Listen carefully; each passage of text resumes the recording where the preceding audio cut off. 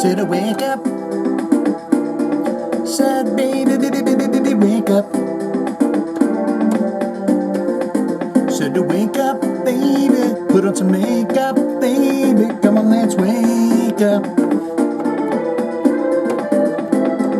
Shane's got a new episode of the podcast, and it feels so good when you wake up and we listen together, baby.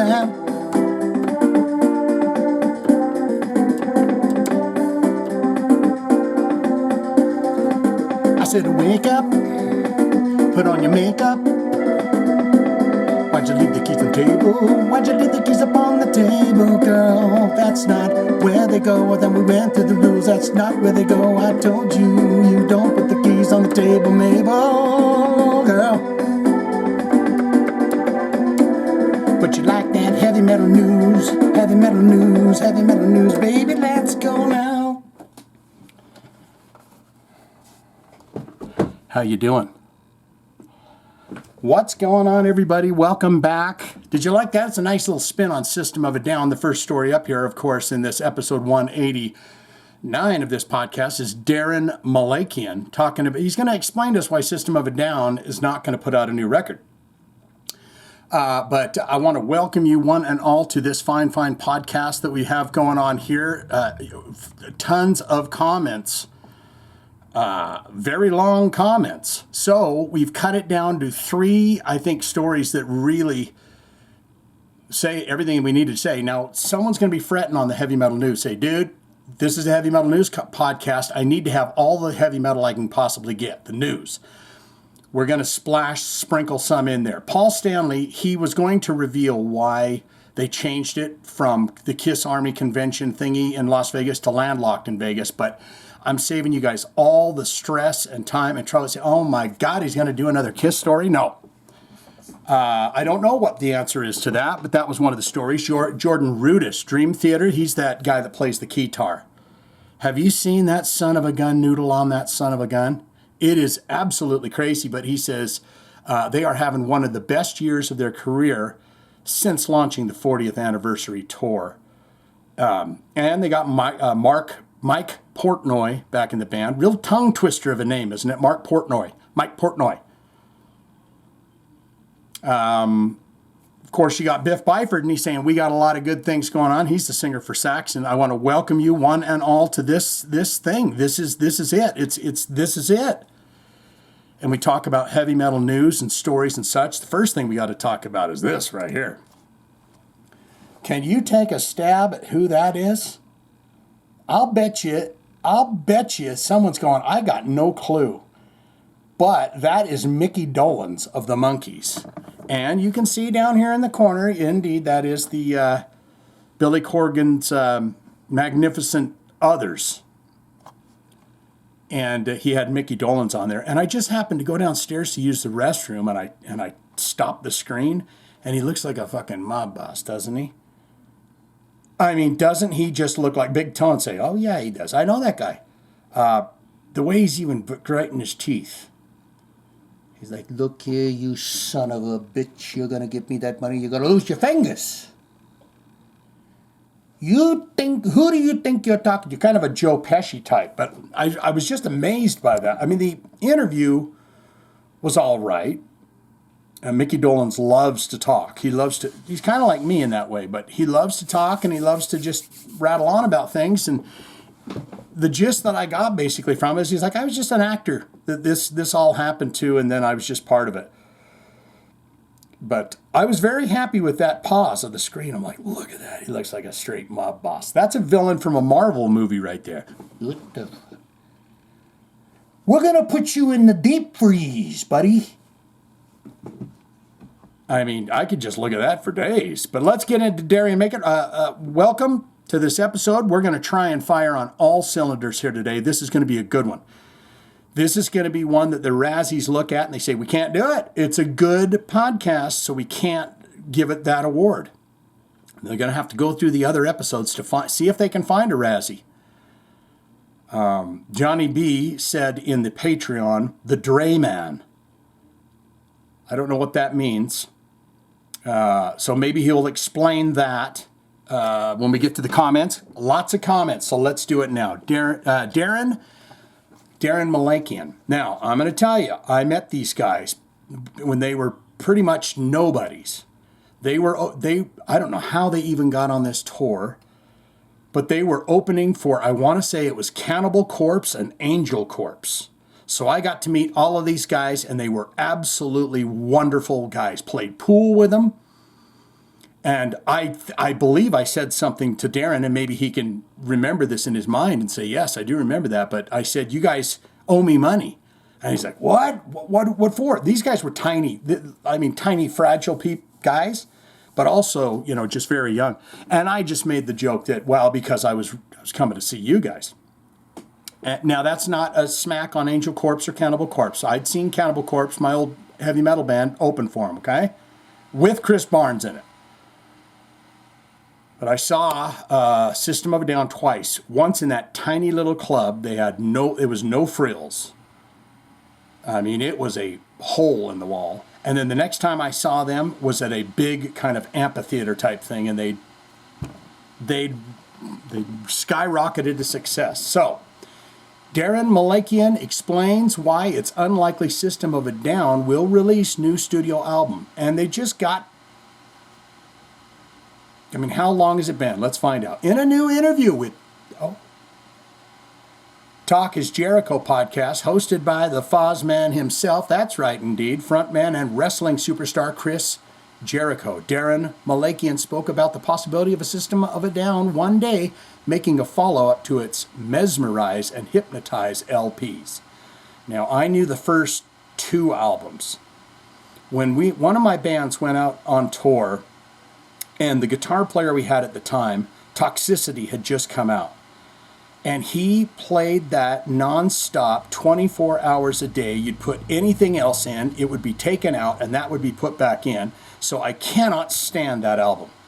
It has nothing to do with System of a Down. It has everything to do with that guitar player playing it, because another thing that he liked to do a lot was trying to suck shit out of his teeth. So, the toxicity of our cities, in the background, it was just, I'm sorry, and I can't go back to it. But Mesmerize and Hypnotize, I'm not too that familiar with, because I jumped straight off the boat, off the train, off the ledge after that. The LPs came out in 2005, that's 20 years ago. The Surge Tankian-fronted outfit has toured intermittently since ending its hiatus in 2011, but has yet to record a full-length album of new music. 49-year-old American, he's only 49? The 49-year-old Armenian American, Daron, said, well, let me tell you about it. Well, we could do it. And it would even be good if we did it. It would even be good. I don't know. But if you listen to even those 5 records that we have, if you listen to the first album, Toxicity, I won't do it. There is is that the first album? What's the one with sugar on it and stuff? That's the one I like. If you listen to the first album, Toxicity, there is a difference between them. There was an evolution happening, and if I have to say one thing, that hiatus was something that I wasn't always down with, that hiatus. If I had to say one thing about it, I wasn't always down with it. But whatever, whatevs. It is what it is, okay? Every band has a different story. There was a time I was a little bit more pissed off about it. Yeah, but didn't he go off and do some Broadway thing? That's what I thought was the initial irritation, was that he wanted to go do something on Broadway musically. Now, I kind of am like, it is what it is. Okay, so he's saying, I was a bit pissed off about that, but now I'm kind of like, it is what it is. But what I was pissed off about was that we didn't get a chance to continue the evolution. because I think we were capable of that. I think you've got some bands that make the same album over and over and over. They do it. We would not have been that band. I'll tell you that true, Mr. Fozzy. So that's my only regret, that we didn't get a chance to do that. And so that's why I said what I said in a previous interview with your arch nemesis. Because you know one of them wrestling guys got a rock podcast. Somebody else, The Undertaker. Don't tell me The Undertaker doesn't have talking to heavy metal guys. Fucking Undertaker over there stealing my guests. Although I think Fozzy does pretty good. He's more of a kind of a rock guy now, isn't he? Because I think we were capable of lots of good things. We kept our sound, but that sound would have gone in different places. We like to turn the knobs and stuff and tune different. So that's my only regret, that we didn't have the chance to do that. And so that's why I said what I said. That making an album 20, 25 years later, where do you pick up from? Malakian also talked about System of a Down's enduring popularity, saying, well, don't I know it? What's crazy to me is that people still give a shit. We just come out of South America and we sold out every football stadium that there was there. I don't know if you've seen any of the footage. I have. When they're playing in South America, I've seen that. And it's just massive. They've got a real massive crowd. I'm trying to get my belt in here. Fix that. You know, you can't see my Ben Hogan's right now, but I like to stay proper. I like to wash my face off and stuff when I come home before I turn this podcast on, because I want to look good for you. I want to look the best that I can look when I'm doing this. What's crazy to me is people still give a shit. We just came from South America. We sold every damn football stadium that was out there. I don't know if you've seen any of that footage. Shane has for sure, but it was fucking nuts. It was cuckoo. It was nuts. I had been doing this a while, and I never experienced anything like that before. And we were about to do the East Coast shows, and the band's playing stadiums, and we haven't released a record in 20 plus years. Yeah, Surge, when he came, the second time I saw them, Surge came, they were at this beautiful, like, outdoor kind of, it was an indoor venue, but it was way out by the water kind of a thing. And there's this big ass, disgusting factory. I don't know what they're cooking up over there, but it's got the big, you know, smoking barrels coming out of the earth. It is. And Serge Tankian had something so beautiful. He's like, you know, this is an absolutely striking, beautiful place. It's too bad you got that big piece of shit, you know. And I says, I like him. He's got a good head on his shoulders.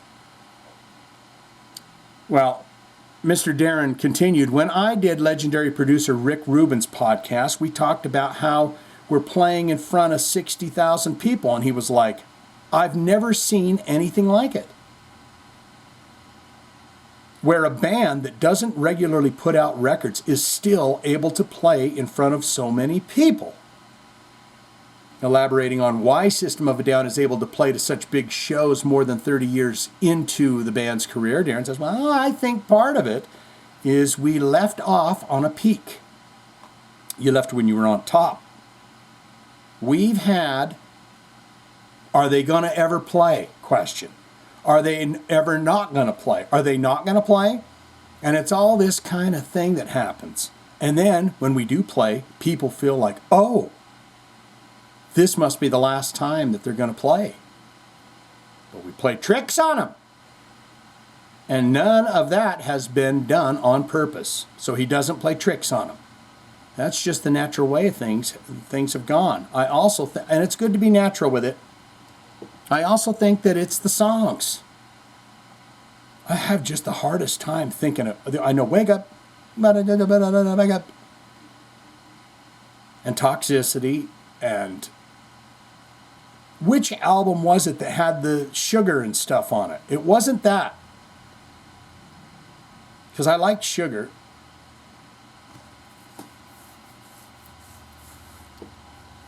On this, we might have been last. Are they going to play, not play? I don't know. It's just a very natural thing. So many years have gone by because when we're playing in front of these audiences, I don't see 50-year-olds in there. I see 18-year-olds. And I'm scouring the audience. No. I see 18-year-old, I see 25-year-old kids that probably were born maybe even after we released Mesmerize and Hypnotize. But they're there. And they're passionate, and they're into it. And it's new to them. And once again, man, I'm very, very blessed. What a sweet fella. System of a Down has only managed to record 2 songs in the last 20 years, Protect the Land and Genocidal Humanoids. Released in November 2020, the tracks were motivated by the conflict between Artsakh. Jeez, will I get in trouble from that noise? I feel like that's what needs to be there. Artsakh. I don't know. Artsakh. And Azerbaijan. That's Azerbaijan. I got it. I think that's what it is. With all proceeds supporting humanity's efforts in System of a Down's ancestral homeland of Armenia, along with other donations from fans. Their social pages, they raised over $600,000. It feels so much better to give than receive. It really does. When you see somebody's face light up because you've done something kind for them like that and helping out like that, it's a sweet damn thing. You don't look a gift horse in the mouth when Daron, that's a beautiful damn thing there. $600,000 raised for charity. In June 2024, Tankian, who had been promoting his new memoir, Down with the System, was asked in a new interview with the Jasiah Lee Show what it would take for him and his System of a Down bandmates to release a new studio album. He responded, "Wake up, no. Egalitarian approach to everything within the band. In other words, kind of more equality in terms of sourcing of the music, in terms of splitting everything, including publishing, in terms of ideas, in terms of sharing the vision, that kind of stuff." And that's why they don't make it for 20 years, is because they don't want to split the pie even. Somebody in that band's going, "Guys, I got a hole in my roof." And the other guy's going, "Well, you're welcome to stay in my guest house for a while, I guess." It's like, come on. He continued, "It's in the book. We call it a manifesto," jokingly, because I wrote points down that years ago when I had some new songs that I thought would be amazing with System. And so I played it for the guys, and I said, "Guys, well, I've got an idea of a vision." And that's Malakian was talking about the vision. "Is this still singing, man?" And so I played it for the guys. And I said, "Guys, I've got an idea, a vision, a different way forward that I think would be very beneficial for the band." And I presented it. We call it a manifesto in the book, almost half jokingly. But bringing a manifesto to rock musicians is... I guess it doesn't work. It doesn't work. But I was trying to instill the same type of egalitarian principles as I love as an activist within whatever I do. And at that time, it didn't work. But maybe it will one day. We'll see. So I thought that was Tankian from the Jasiah Lee Show. Because I do believe... thank God for putting his name there again. Daron Malakian and Serge were, Serge writes, he plays piano, he does all that kinds of stuff. So he was coming in with some stuff. "Baby, I'm amazed at the way that you love me all the time." I watched this wonderful thing last night, and if you get a chance, it's on, oh man, is his name Jeff now? Oh, Jeff Lynne, ELO. They just put it up like 10 days ago. It seems to be a little older. I don't know. It looked pretty crisp, I'll tell you that, but it was fantastic. He still sounds great. And it's just an interesting thing about ELO and him and the music and all that stuff. It's only an hour long. You can watch all of this for sure. But when you get a chance, watch that. Another thing I watched was Ozzy Osbourne on the tube doing Shot in the Dark with the band that I would see him do Shot in the Dark with. What's his name? Phil Sassone? Randy Castillo on the drums. Jake E. Lee, and we do have a Jake E. Lee story here. And Ozzy Osbourne. And it was just like, when I saw that clip, it was like a flash to me seeing the Ultimate Sin tour. Who was on that? Who was the opening? Oh, it was Metallica. Yeah. Metallica, Master of Puppets. And Ozzy Osbourne. In June, Daron Malakian and Scars on Broadway. Remember what I just said about Broadway? Released a new song and music video, Killing Spree. The track is taken from the third full-length Scars on Broadway album, Addicted to the Violence. I love it! Don't be addicted to violence, kids, okay? It's not all it's cracked up to be. And that will be due out July 18th, which is indeed, as I record this, tomorrow. So you can take part in that. Johnny fucking Kelly. Type O negative. Do we got any type O negative fans out there? Rest in peace, dear sweet Peter Steele. Lovable soul. Off topic really quick. I for whatever reason, I'm at work today and I'm like, you know what I want to hear? I want to hear fucking Rock Soldiers from Ace Frehley. That line, Frehley, Frehley, let's not be silly. There's a life out there to steal. Well, that song is about drinking and driving, right? And he says, I've got, booze in one hand and Satan on the other or whatever, but I'm listening to this Rock Soldiers come, right? And then it occurred to me that I saw that tour. And I've mentioned it. If you guys are around this channel, then you know that I've mentioned that it was the incomparable Y&T headlining the show. Contagious record. Just hitting, firing hard. Firing hard rockets, Y&T is. Ace Frehley in the middle and Faster Pussycat with their first record. Don't you change that song. So then I'm thinking about that song, Rock Soldiers.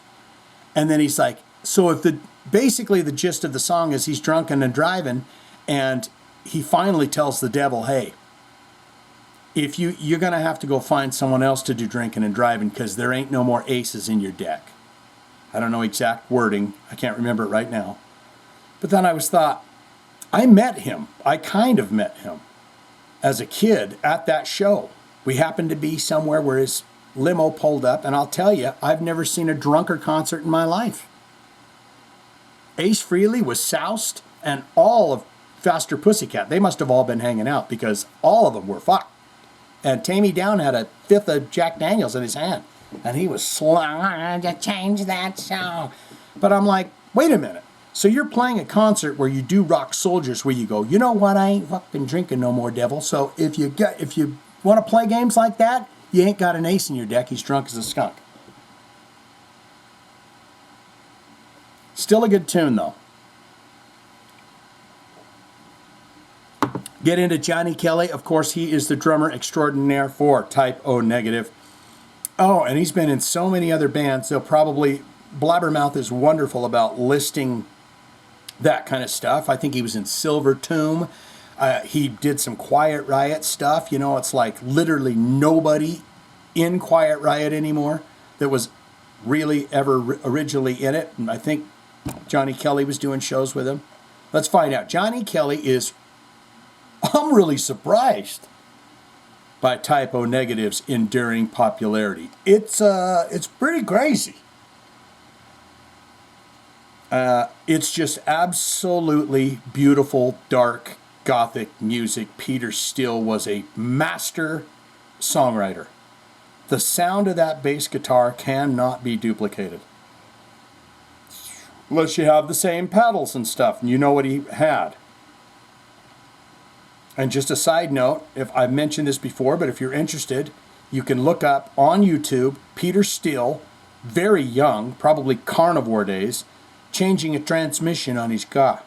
Literally, they're listening to a ghetto blaster and you just see him in the fucking dirt. Someone's just filming him. That's the kind of stuff I really like to watch on YouTube. You know, other than Johnny B's got me damn hooked on those ghost theory guys. And it's not even that they hunt ghosts. It's that I'm just waiting for, you know, they just go into abandoned houses. And I'm just waiting for someone to lunge out with a machete at them. Because it's coming. I feel like it's... In a new interview with the Metal Summit, former Type O Negative drummer Johnny Kelly was asked if he was surprised about the fact that Type O Negative is still as popular as it is a decade and a half after the death of the band's frontman Peter Steele. And my band opened for Type O Negative on the final tour with Peter Steele there. I had seen them 5 times. And he was... he was feeble. I mean, not feeble, but he sat down most of the show.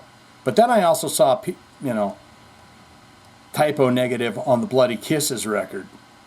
It was the Headbangers Ball Halloween tour with Type O Negative, Godflesh, and Danzig. And he was just a beef boy. He used a chain for his bass guitar. And that's not one of them fake ones that they sell like at Guitar Center.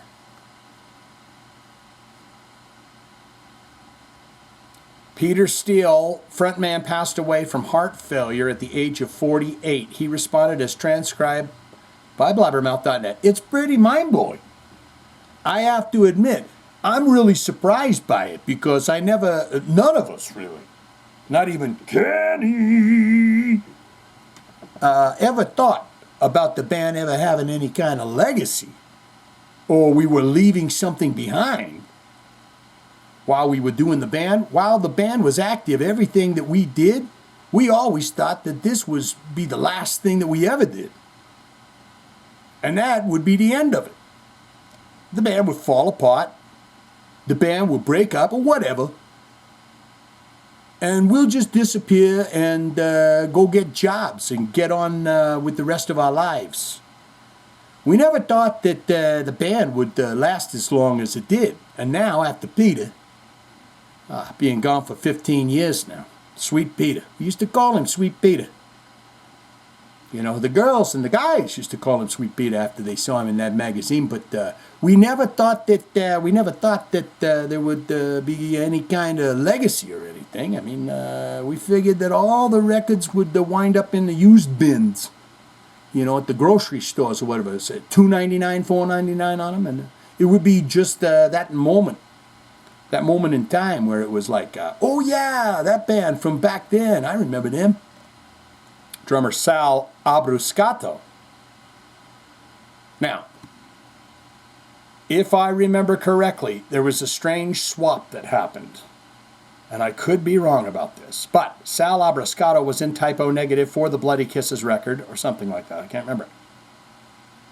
No, he wasn't. Anyways, he's in the video, I think. Sal Abruscato and Johnny Kelly. Was Johnny Kelly in... Life of Agony? Because they just swapped. Drummer Sal Abruscato was a co-founder of Type O Negative along with Steele after Abruscato left Type O Negative in 1993 following the release of the band's third album, Bloody Kisses. He was replaced by Kelly, who remained with the band until Steele died. After Steele's death, Type O Negative formally broke up.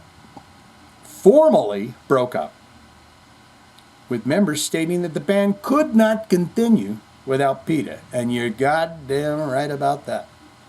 That voice will make your loins quiver. If you're, you know what I'm saying, I'm not, and that's not saying that, he's, somebody that I'm attracted to in some kind of a way. I like females, but what I'm saying is he just had that deep vibrato that could make you quiver, and you're like, my God, is that a real vampire doing that? There's another video you can watch of Peter where he's chilling in his apartment with this absolutely beautiful girl. It's got to be his girlfriend. She's sitting on his lap. And this guy is just asking him questions and he's answering them. And he's sitting in his apartment just chilling out. I really like that kind of stuff. Peter, who had served as Typo Negative's leader and main songwriter since the group's formation over the 2 decades earlier, Steele was born Petrus T. Ratachik on January 4th, 1962 in Brooklyn, New York. He stood 6 feet 7 inches tall. That's 201 centimeters tall. And I know 201 centimeters because I'm watching Phil Hogan's new program, Tough as Nails. So I'm learning what centimeters and stuff are. And how low bass heavy voice, and his, Brooklyn, New York, he stood 6'7", 201 centimeters tall, and had a low bass heavy voice, which was one of the most recognizable features in Typo Negative's music. There's a great clip of them, Typo Negative, playing some big festival, and you'll know which festival it is because he's wearing a big bright green long sleeve shirt. It was so weird to see him wear those tank tops, bro. But he would wear those button-up shirts with the long sleeves. But they leave the stage, and when he comes back out, I think they do bloody kisses. But he gets on the microphone and he goes, I left the stage because I thought I had the shit, but then I lost the feeling. Just this bizarre sense of humor. I saw him once where a couple people were out there flipping him off, and he says, hey, don't flip me off, that hurts my feelings. He was a very sweet guy. Before forming Typo Negative, Steele played for the metal group Fallout and the thrash band Carnivore. In 2020 interview with The Meltdown of Detroit's WRIF radio station, Kelly remembered Steele saying, Peter, for the most part, he was a clown. He was always joking around. Sarcastic, very self-deprecating humor. Just the opposite of what the music portrayed. When we were working on music and stuff, the end results, he was very serious about what he wanted. Yeah, you're going to argue with Peter Steele about the sound? How he wanted something to sound. Other times, he was just clowning. We used to call him Silly Boy. I always said that he wanted to be a normal person. And in an interview, Peter did say that the best years of his life was when he worked for the Parks Department. He loved it. Battery Park in New York. Somewhere out there in the 5 boroughs. That was just not in the cards for him. It was completely impossible. I bet he would love to just be able to hang out, go to the bar, have a few drinks. And we would try to do that. And the minute he would come out to the bar, everybody gravitated towards him. He couldn't go to the store by his house without something happening to him. Oh, look at this guy down here. My God. Is that a serial killer? No. This guy's checking his emails. Can you do that in a podcast? Check your emails? Because I'd like to try. I'd like to do that if I can. Asked if, you see how I'm licking my lips? Don't get all worked up, all right? Put it back in your pants, whatever you're into, okay? I need my chapstick. It is the most irritating thing in the world that there's like someone said, oh yeah, there's alcohol in it, so it's going to dry your lips up.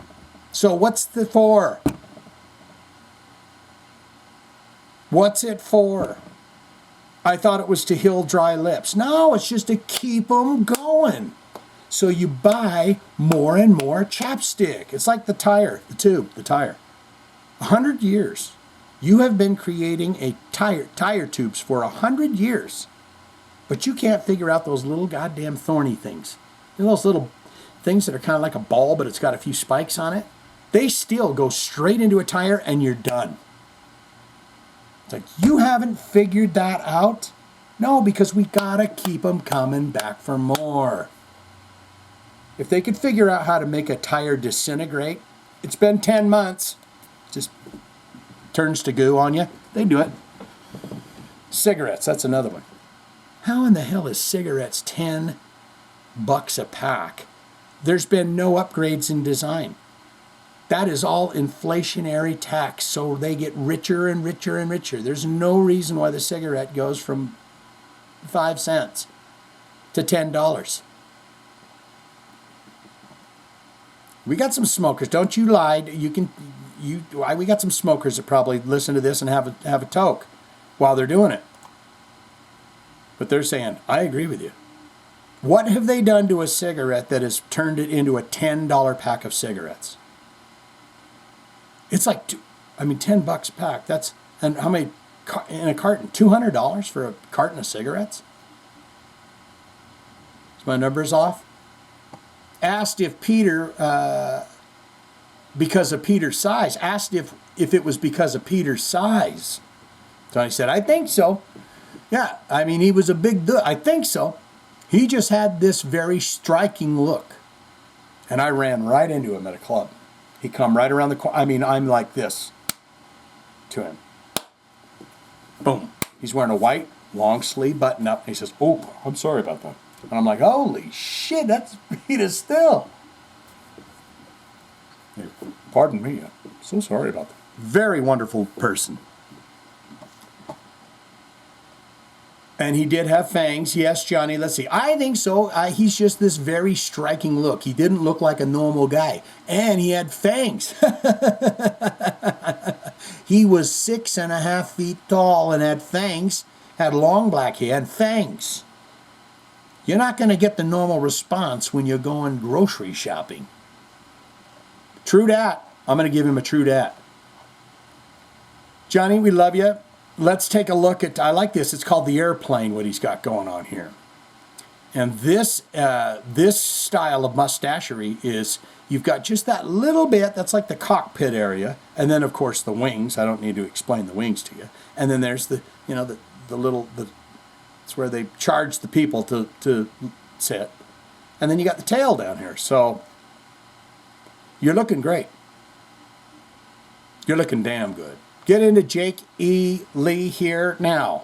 Before we get into Jake E. Lee, we are going to watch Tom Morello play with Def Leppard, and it better be a good song, Tom.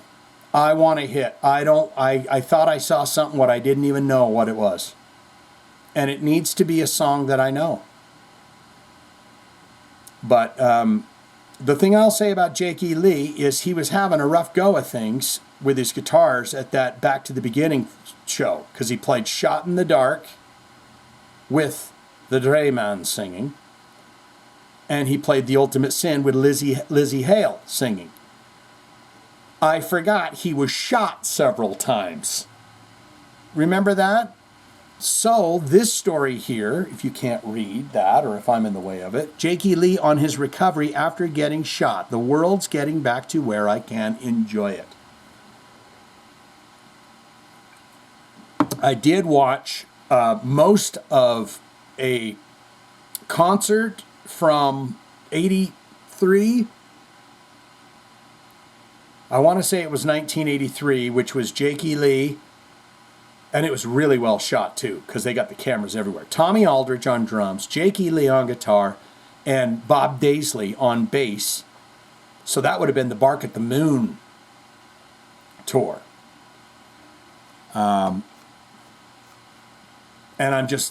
this guy's blistering. Jake E. Lee, those albums kick ass. So give him his money. What you owe him. Jake E. Lee on his recovery. In a new interview with Jim Florentine and Jim Norton. Now, that's the comedians. Jim Florentine was on That Metal Show with Eddie the Junk and the Trunk Man.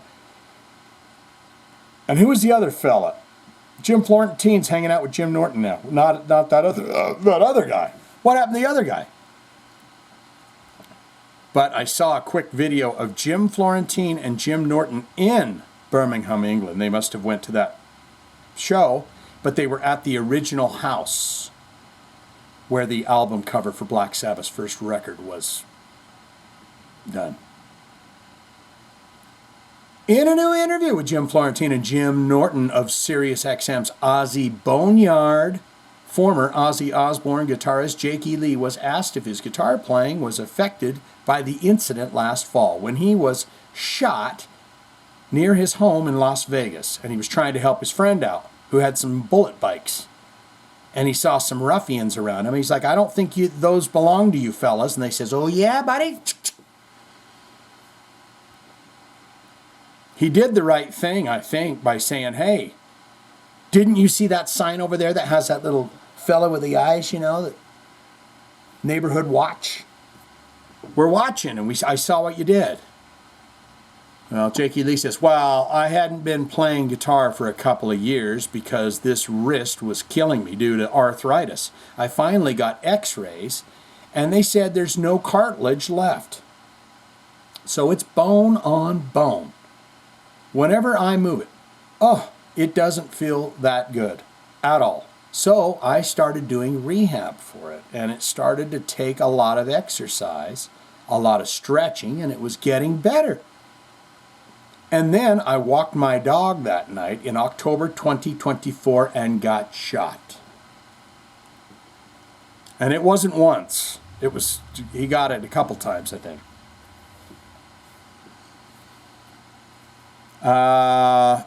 And that makes sense. I just had a little thought there in my mind because I did see him during that Back to the Beginning performance on Shot in the Dark, where he was kind of doing something with his hand. He was ripping, but there was some sour notes, and then I saw him kind of doing something with his hand. So, I mean, a man that had arthritis in his wrist and then was shot several times, okay, give him a break, okay? That's all I'm saying. I'm trying to give him a break. Everyone's going to give him a break. Asked if an incident like that changes the way he looks at life. 100%. Lee responds, little bit. Yeah, just kind of a tiny little bit. I mean, I don't want to think about it. I dwell on it a little bit after I got shot, and then I realized it wasn't healthy. Yep. So I just kind of pushed it aside and didn't think about it too much. Because, I mean, yeah, the world got darker, more dangerous, not as fun after that night. And since then, I don't think about it too much. And the world's getting back to where I can enjoy it. Last month, Jake revealed in an online post that the two individuals who allegedly shot him have been arrested and are due to be sentenced later this month. That's attempted homicide. And I know that because, you know, when I try to, you know, I'm a very tender boy, and when I go to sleep at night, because I have so many wonderful sky pals out there, I like to roll the blinds open and I just look out the window. But from the other room, the 24-hour Dateline channel, the blood was running down the stairs. Young Timmy came in and said, oh my God, Mama's dead, Mama's dead. You know, and the guy said, how did you feel when you walked in and saw the blood running down the stairs? So I can, you know, I can understand him. Let's get it back to where we enjoy it. Lee was in his driveway in the morning of October 15, 2020. Lee was in his driveway in the morning of October 15, 2024, about to walk his dog. A nice little Shar-Pei he's had for 2 or 3 years. At about 2:40 a.m. when he was shot in the forearm, in the back, with the bullet breaking a rib, and in the foot. None of the shots hit a vital organ. A neighbor heard the shots, hit his kids, grabbed a gun, and called 911. Lee's dog was unharmed. Police reportedly found 15 shell casings at the scene. But where did the bullets go? Last November, Jake wrote on Facebook that the shooting occurred after he noticed two men dressed in black hoodies. Let's see if I'm right. Let's see if I remembered the story the way. He got on his Facebook. That's where the magic happens. That's where everyone hangs out. Have you heard about that? Facebook? Everyone goes there and hangs out. There's like Facebook groups and stuff. The shooting occurred after he noticed two men dressed in black hoodies pulled down low, checking out a motorcycle in a driveway. They saw us coming up on them and exited the driveway and quickly walked down the street, the same direction we were headed. The men kept checking over their shoulders at us. As Coco, and that's my little Pomeranian, pulled hard on the leash, Lee added that the men then warned him, "You need to quit following us, mister. Turn around and fuck off."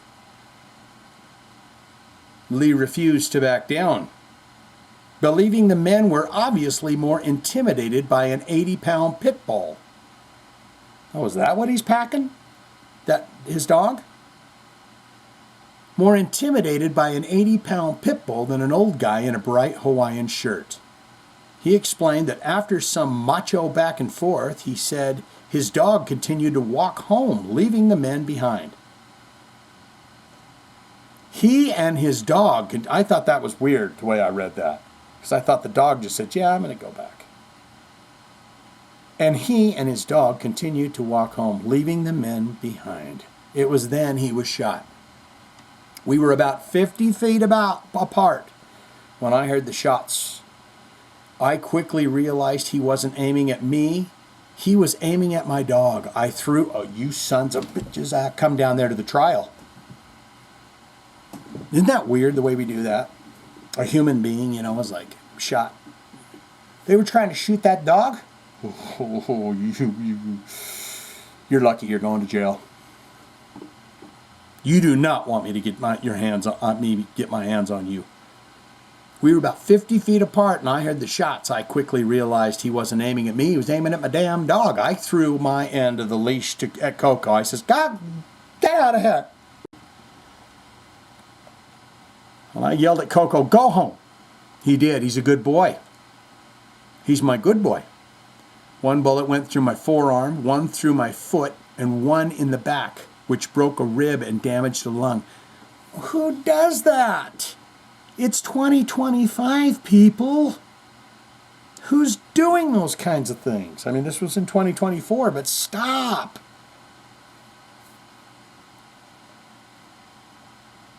Lee, who was tapped by Ozzy Osbourne to replace the late Randy Rhoads in the singer solo band, played on two of Ozzy's records, 1983's Bark at the Moon and 1986's The Ultimate Sin.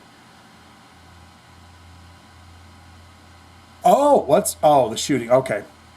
Anything about the Back to the Beginning? Earlier this month, Lee made an appearance for covers of The Ultimate Sin and Shot in the Dark at the star-studded Back to the Beginning event at the Villa Park in Birmingham, United Kingdom. The concert marked Ozzy's final performance as a solo artist and as a member of Black Sabbath, with Tony, Bill, and Geezer all in attendance to rock your sweet and juicies. Tom Morello on the guitar. Then we're getting into what might be a Stephen King novel. When I flick to this page, it might be as long as one of them long-winded Stephen King books. Now, I'm not saying you guys are long-winded, okay? This is what we're doing here. This is what it's about. But I will need to empty the tank right after we watch Tom Morello. Now, I don't know what Just Like 73 is. But it is on the official Def Leppard page, my friends, and you can go subscribe there if you'd like. That's 1.48 million. Can I have 1.48 million subscribers, please?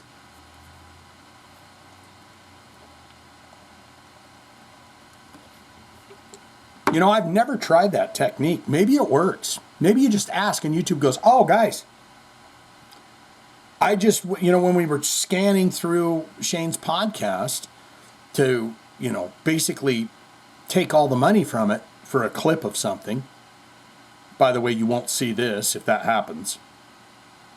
But he's just asking for subscribers. So let's just go ahead and get him, you know, push him into the system so he gets the 1.48 million subscribers.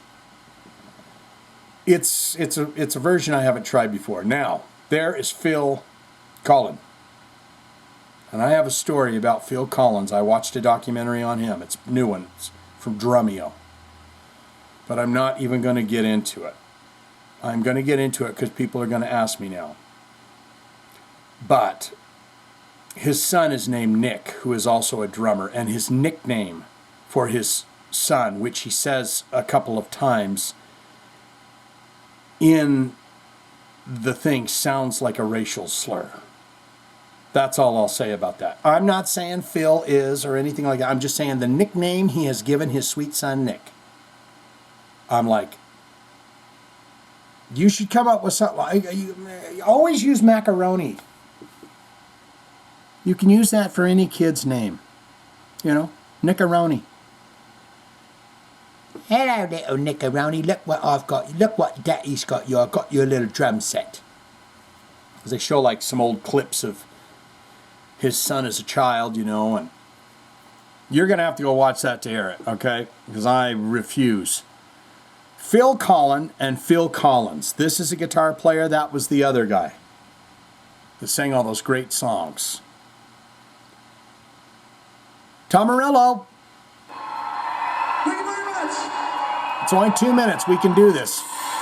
Okay, we got something pretty special tonight. We've not done this before for a very long time. We're gonna I hope he's quick at the quick. somebody out to play with us on this next tune. Quick at the quick. Because he played on a recorded version of it, so it's the right thing to do. You've already seen him once tonight, and he's just back. All right, now, I'm just going to say this real quick, guys. Oh, I don't know what that is. Oh, is that Gene Simmons and he's pissed off? Guys, am I in the way of that? Is Gene Simmons mad at Ghost Man? Because he says he looks like me. If I was Tom Morello, I'd be back there when he's going, we got a very special guest tonight. And you might know who it is.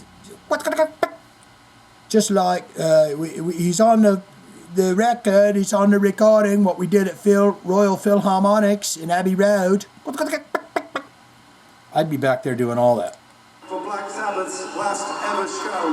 Will you please welcome once again Mr. Tom Morello? Give us some.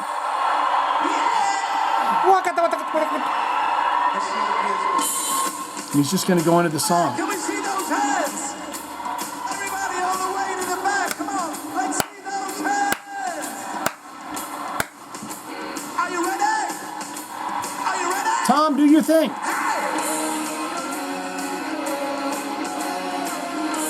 Oh, that sounds like a...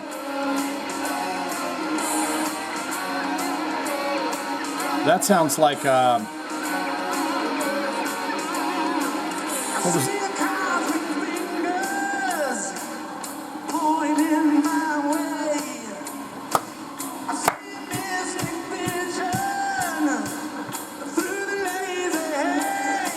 He's not sounding too bad there, old Joe Elliott.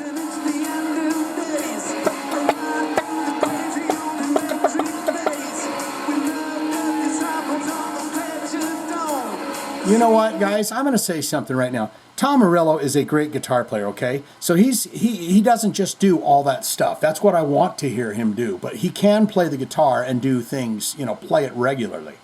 I have mentioned before that I watched the master class. Remember that shit that they were pumping out where it's like $250 a year or whatever? And you can see these master classes. I watched Tom Morello's. It was one of the best ones. Okay, so I'm not beef. I'm not... This thing's almost over.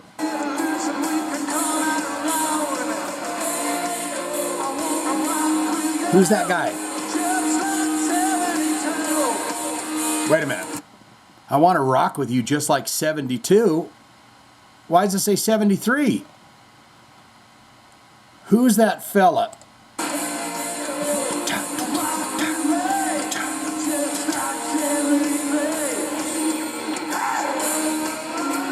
This right here. You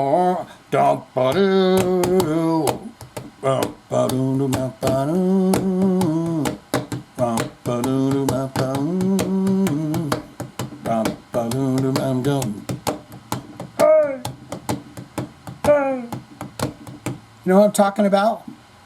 That guy. That sounds like that, bouncy like that, right? What was that guy's name? Now he's from Scotland or somewhere. And they used to play that at all the sporting events and stuff. We're going to get into your comments here, okay? First up, I have to use the restroom before we continue. Now, if you're new to this, you know that I've cut out. There is a couple of episodes where I just left it in, the whole break. But I'm doing something sweet now, and I'm cutting that out. We got a lot to get to here, so just give me a moment in time, and we will be back. We will be back after these important messages. How do I say goodbye to what we had? The good times which made us laugh. Can I tell you a quick story? This will just make you go, oh, no, you didn't. You know who that was? That was Boys to Men. Back in the 90s, Boys to Men. Well, I was dating a girl, and I really liked her a lot. We'd been together a while. Things were getting tough. I think she'd already found a new beau and hadn't told me yet. I went to her work. She worked nights at a call center. You know where I'm going with this. I showed up with a bouquet of roses. And I think the fella that she was, well, I'll just say it, porking, that wasn't me, I think he worked there. And I showed up. And I had the roses. Oh, boy, this is... And I got out of my beautiful little Volkswagen Fox. I love this car. I love that car. Then I wrecked it with her in it. But... story goes, I had that song blasting, and I was standing outside of the car with the roses, and she was literally looking down through the window, and then she came out and was like, God, get out of here. What are you doing? You're embarrassing me. And I went, oh, okay, well, would you like to keep the flowers, or... No, I take them with me? Okay. Thank you. So, chew on that for a little while. I was trying to be very romantic, but you couldn't be romantic when we were off vibration. See, what was happening there is I was on a different vibration than her. Just wasn't matching no more. I should have put some dang chapstick on before I got here. Anyways, let's get into it. Big tone. Big tone coming in here. We got a lot of it, guys. Very enjoyable 188. Brother Shane, very enjoyable 188. Great content as usual, my friend. We're taking it day by day here. It's very tough. I hate seeing my sweet wife so devastated. It's very difficult. As for 188, Ken is an extremely grounded, appreciative, humble, stand-up guy that seemingly has no ego. That's the first thing you got to kill, man. You got to kill that ego. It's a hard thing to do. I'm still dealing with it. But it's, who are you? Besides the school, besides your parents, do this, don't do that, who are you as a person? That's what you're there to figure out. You want to know how to do it? Spend 30 minutes, silence, dark, with yourself, listening. You do that for a week, you'll start to go, wow. It's true. As for Sabbath, before Shane rudely interrupts me again, as for Sabbath, my first concert when I was 6th grade was the original lineup Sabbath, and I was immediately hooked. The musicianship was incredible. Bill Ward is an embarrassingly underrated drummer that needs to be lumped in with the great drummers of all time. Pay close attention to the drum work in Fairies Wear Boots, and you'll understand my feelings. I know it. That's one of my favorite tunes from them. Big tone on the Kiss corporate heads, i.e. Paul and Gene, never cease to amaze with their unique ability to create money-making packages. Because, hey, they really need it, right? I just wish it was sincerely for the fans, but we also know that it's just another cash grab. I think that they'll never be able to get rid of that. Even if they're like, it's going to charity or whatever, you know, it's like, there's just that mystique on there, but they're probably wonderful. There are wonderful human beings. I love to tease at the Gene Simmons and all that, but they're wonderful. They literally saved me. You know what I mean? Going out, you know, when I would have to go on these horrid every other weekends with the father. And I was just a kid, you know, but I would roll up. I couldn't take my cigs with me. Yes, Mama Diablo was letting me smoke at 13, 14 years old. Yes. I'd roll a few cigs up in a paper baggie, take a plastic bag, take him out there, and he had this, he lived in this kind of mother-in-law apartment over these old folks, and they had this beautiful piece of land. And I'm wandering through it, and I see this little greenhouse area. I'm like, get the fuck out of here. I go over, it's got electricity. Next time I came out there, I brought my record player and Kiss Alive 2. And I could listen to that over and over and over again and have a cigarette out there. Ah, fucking Kiss, huh? Just really hits you. So, you know, I tease them, but they are very special to me in so many ways. And then not special to me in others. Big tone on Michael Monroe. Jamming with GNR was a cool set, I'm sure.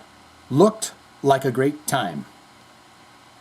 Finally, Brother Shane, I'm so sorry to hear the news regarding your employments. But I'm not surprised, as it is with the corporate world. Fine. Loyal, upstanding folks like you are nothing more than a mere number. Nothing more, nothing less. He's not wrong. But that's just a game. That game is about to be changed.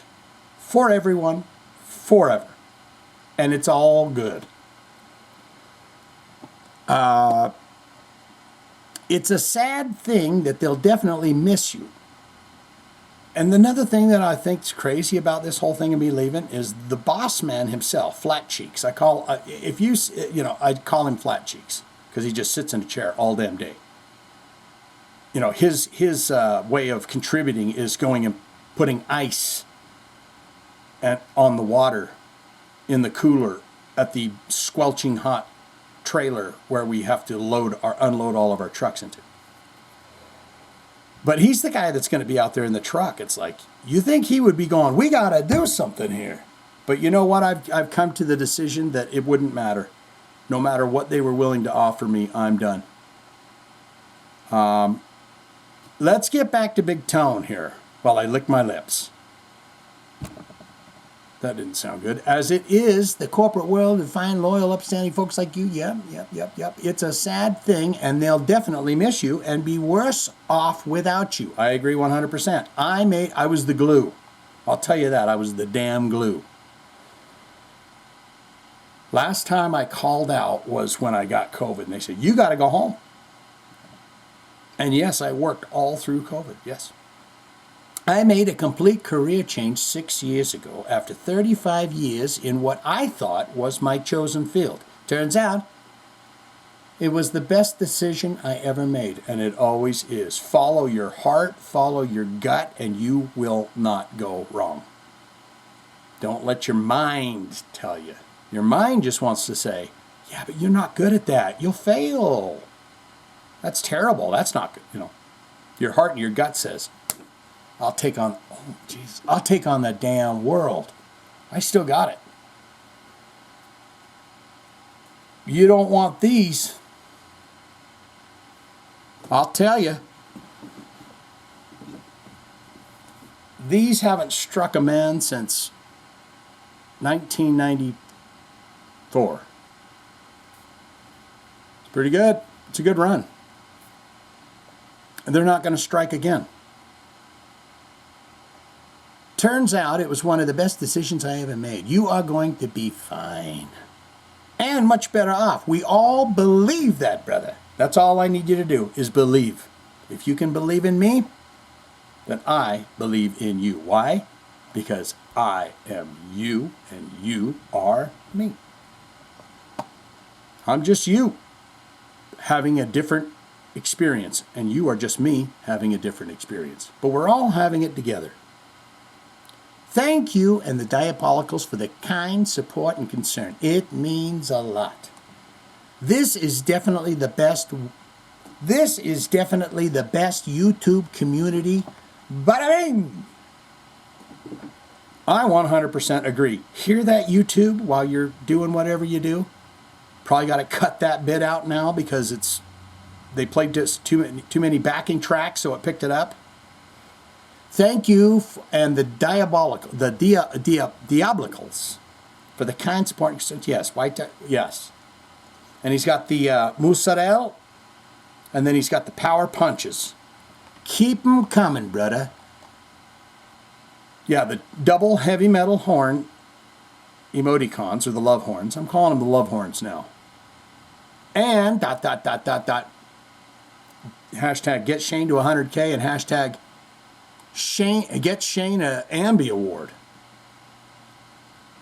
Is it Ambi? Ambi. I don't know. There you go. And man, compliments get you everywhere. So that's a 4 thumbs up for you. Don't let anyone not tell you we're starting to get numbers around here. People are starting to tune in a little bit. They might not be commenting, but they're tuning in. They're starting to tune in and say, what's this guy, what's this crackpot up to? Oh my good God. It is indeed the Dre Man. That would be David Drayman. I mean, it wouldn't be. This is the Dre Man, but in some relation to the Dre Man, David Drayman of Disturbed. And he's written us here quite the little novel. Is this talking about his concert performance?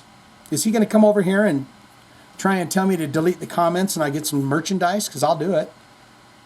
Don't say bad things about him.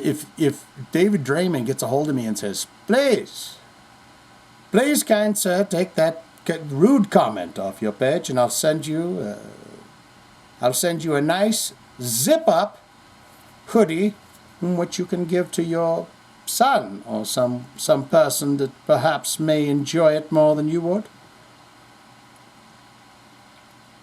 The Drayman says, my dear, sweet, tender Shane, it is I, and it is the man himself, the Drayman.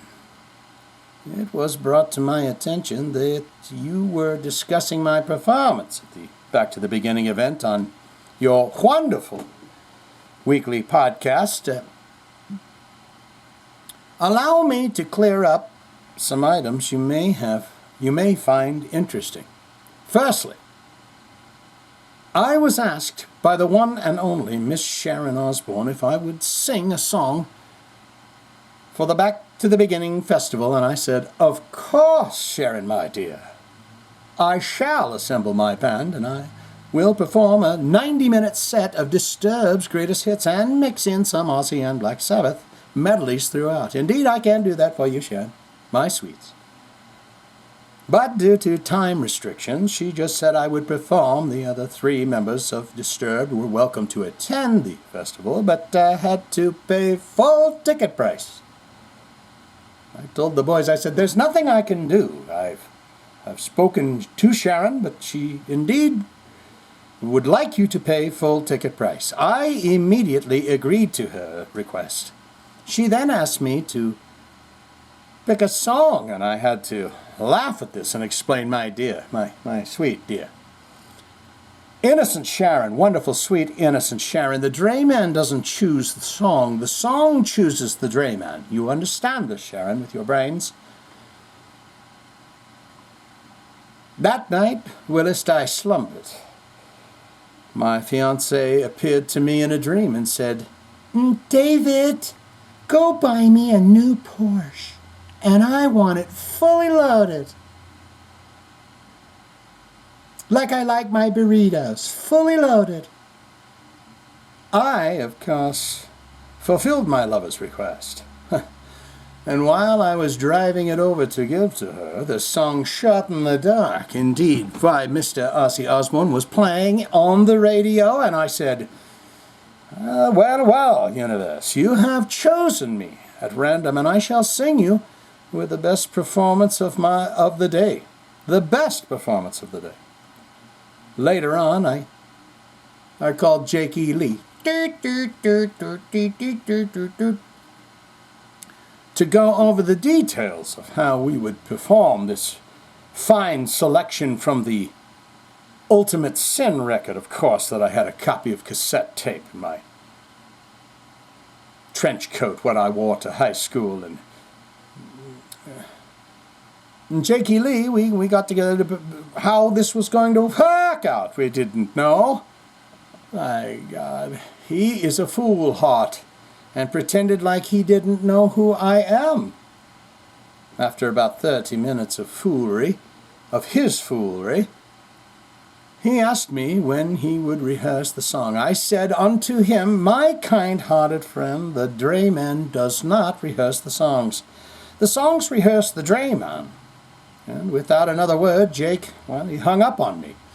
I guess he was busy and I had caught him at a bad time. He gets caught in a lot of bad times, doesn't he, that Jakey Lee? The day of performance, I was in my privacy tent that I erect at every show I perform at. Think along the lines of the King's tent in the movie Gladiator. It's got a couple of half-naked ladies in there and some goblets of wine and stuff. Adorned with pillows, grapes of my dining pleasure, and VIP ticket holders. And I had invited all to join me. The only person who... Why didn't you just get the three fellas from Disturbed in there? Sharon was just like, no way. They're paying. The only person who showed was one of the security guards, and he ate all the grapes. I'm guessing all the other artists were busy preparing for their sets and couldn't come. It was time for me to perform, and I took the stage in a professional manner when I heard the rather large crowd booing and throwing random items my way, hither force and directly to me. I figured out that the booing wasn't for me, but it was for Jake E. Lee, whose guitar was out of tune. I also paid homage to my disturbed bandmates by pointing their way where they were sitting in a nosebleed section. It was the only tickets, I'm afraid, that Sharon had in her purse to sell. And after the beautiful and powerful rendition of Ozzy's favorite, I mustered backstage and I took selfies with all of the performers. Jake must have gotten to them first and told them not to remember who I was because they all asked. That Jake is a very funny man. That Jake is a very funny man, filled with whimsy. I played along with the jester's heart and had fun with their acted ignorance. That really happened? They didn't know who he was. He was back there saying, hey, let me take a selfie with you. I say, good sir, Mr. Geezer Butler, would you like to share the space with me as we take a photo together? I'm very honored to be part of your podcast. My God, my lover, my Shane. Your wonderful podcast. My delightful friend, please feel free to mention me anytime in your podcast, and I will comment and try to clear the air if needed. I see that terrible and foul Johnny B is a part of the comment. Oh, he's on to you, dude. The drayman's on to you, knows where you're posting. He's definitely going to get a hold of me to block it. I won't block yours. I don't care if he gives me a backstage pass to their concert, I will not block it. I see that terrible foul Johnny B as a part of your comment section. Oh, as well, but I will pay him no mind, for thine eyes do not have to read what Johnny B writes. But it's hard not to. I will pay him no mind, he is but a troll under the bridge. A very heartfelt and gracious adieu to all my fans. I know your hearts are thanking me for my comments, so I will leave you with your very, very welcome. That almost went Christopher Walken there for a minute. You know, I used to find that I could really do a great Christopher Walken, but I had to be about 17 beers in. And it would just come out. What's the song that I say? Oh, yeah. I cannot sing the song, Nobody's Walking. Nobody walks in L.A. Fantastic song, Missing Persons. Terry Bozzio, one of the great vocals, the way she would spit her lines and do those little up. Just wonderful, great music from Missing Persons. And I would say, when it does the breakdown, da, da, da, nobody's walking, walking, walking, I go, Christopher Walken, walking, walking, walking, Christopher Walken, and I cannot do it the other way, and I won't. So there's that. Johnny B. Wow, what a podcast that was. Chock full of lots of good info. I took notes, and here is my comments for the masses that is Jive Army. For clarity, Youngblood, who I also never heard of until the festival, came out and sang Changes. Yes. With one of the Tom Morello All-Star Jam bands. But later, Fred Durst covered it. Oh, that's you can't do double. But later, Fred Durst covered it, and Taft was a pre-recorded in a studio somewhere and played during the stream. So there were two different artists covering the beautiful and touching song. I apologize for not making that clear last week. Yeah, because that Youngblood, he really did a hell of a version of that. So what you're saying is then later on, Fred Durst was on a Zoom singing that song? I'm going through changes, motherfucker, whatever. You know, I saw Limp Bizkit open for Faith No More, and then like 2 months later, they were the biggest thing on television. They were the opening act for Faith No More at a 2,000-seater. And then boom. Same thing happened with Sum 41. Who did I see Sum 41 with? Can't remember the first band, but it was Real Big Fish, Sum 41, and somebody else. And these punk rock kids are running around and they're jumping on one of them. You know, remember when Mom had that little trampoline, just the one-person size trampoline? I remember my mother had, Mama Diablo had it. One of them. And she'd exercise on it. And you know when she'd exercise? 9 o'clock at night. And you know what song? She had Jane Fonda's workout. And it was, can you feel it? Doo-doo, can't you feel it? Doo-doo, can't you feel it? It's like that Michael Jackson song or whatever. So I'm laying downstairs in the unfinished basement in my room that had no walls whatsoever. And here's what I hear from upstairs.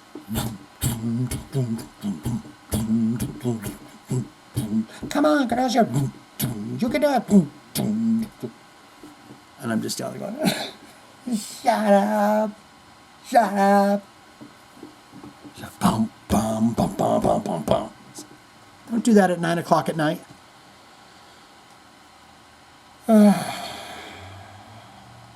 All right, Johnny B's still here. You mentioned you've decided to end your career and move into something else. I, for one, salute you and think that that's one of the bravest and ballsiest moves ever.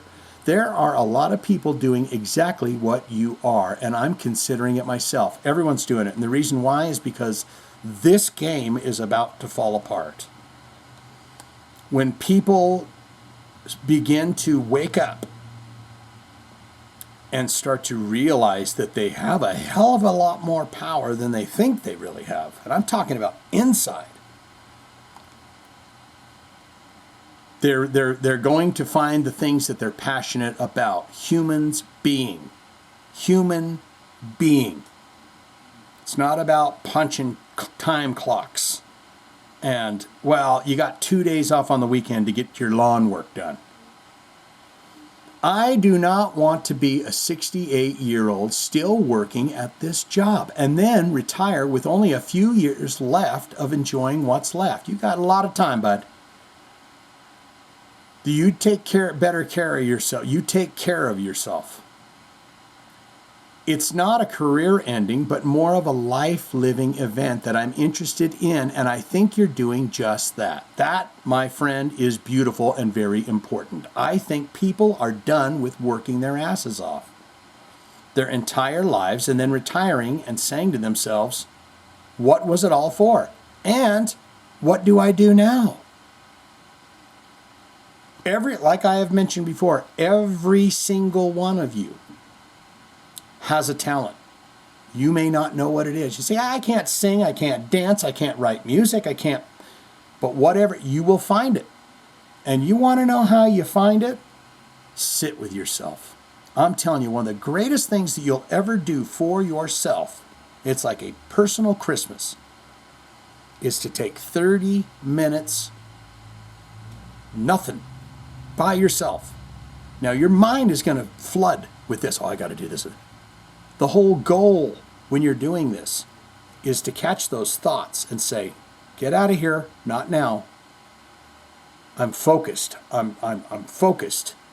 Just listening. And then another thought comes in. You say, I see you thought, not now. And you just keep pushing yourself back to nothingness, right? And you will start to feel a difference. You will start to feel a difference. And it's the thing that they want to say, mumbo jumbo, oh, that's all, that's all hooey gooey, whatever they call it. It's not. It is not. Because what you're doing is you are finding yourself. You're finding out who you are. This guy right here is me.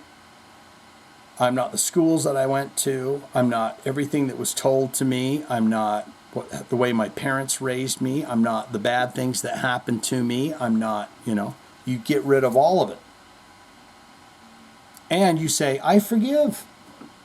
I forgive everybody. As horrible as it could be, and I forgive. And I forget. It's like I said about the plate, the one in front of you. You got a pile here and a pile here. Doesn't matter, because each day you only have the plate. If you stay focused. If you stay in the literal moment. I loved your story about Big Joe and Eva on Survivor. And I was waiting for you to tell us that after she made the shot, that the two of them made sweet, tender love on the beach. She's 20, and he is an older man, okay? Sweet and tender love on the beach, and they're getting voted out, for sure. If there's any silly business like that.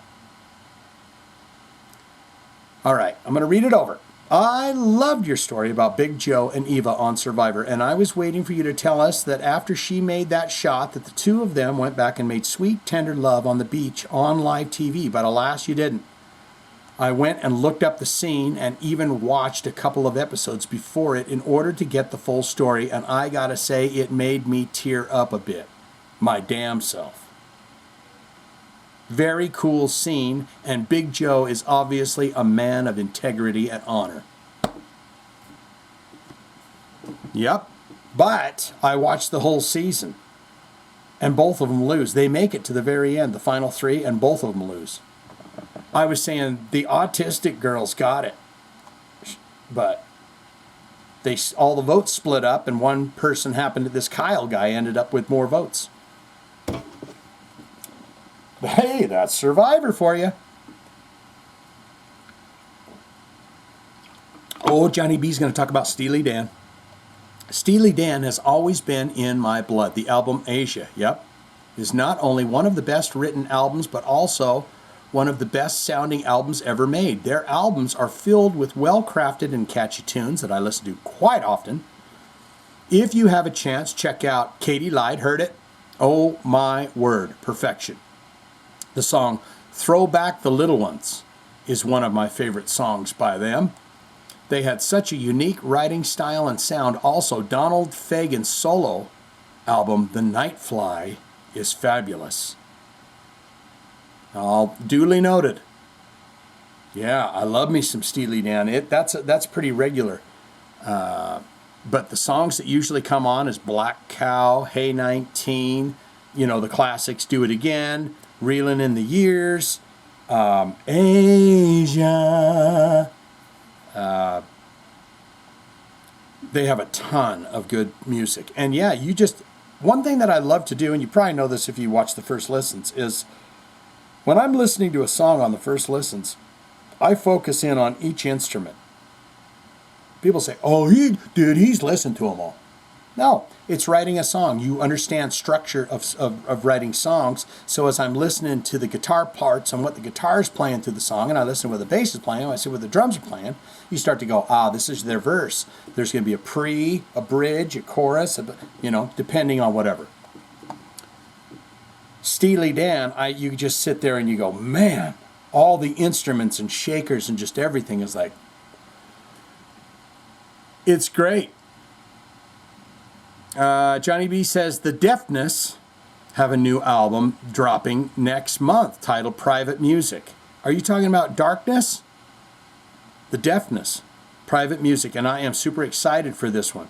The single My Mind is a Mountain is absolute banger. Also, Chevelle have a new effort dropping around the same time. Going to be a solid month of new music. And, spoiler alert, probably this coming Friday, you will see the new Deftones. I haven't heard it, haven't seen it.